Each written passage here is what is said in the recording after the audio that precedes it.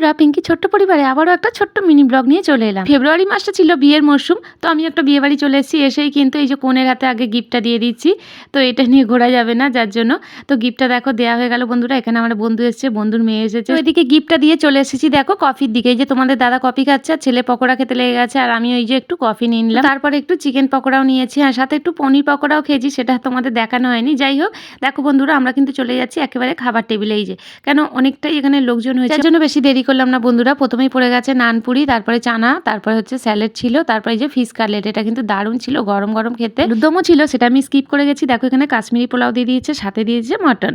তো এখানে চিকেন আছে, ফিশ আছে, সব রকম আইটেম আছে, যে যেটা খাবে আর কি। তো একটা খাওয়া হচ্ছে না, দেখো একটা করে দিয়ে যাচ্ছে। মটনটা কিন্তু সেই স্বাদ, প্রত্যেকটা রান্নাই কিন্তু প্রচন্ড সুস্বাদু হয়েছিল। পাতের হাল দেখো বেহাল হয়ে গেছে বন্ধুরা, শেষ পাতে দিয়ে দিয়েছে। এদিকে স্টলে এসে আমি আইসক্রিম খেয়ে নিচ্ছি, যেটা আমার খুব ফেভারিট। তো আমার ছোট্ট মিনি ব্লগটা কেমন লাগলো অবশ্যই জানিও। ভালো লাগলে লাইক আর সাবস্ক্রাইব করে দিও। টাটা।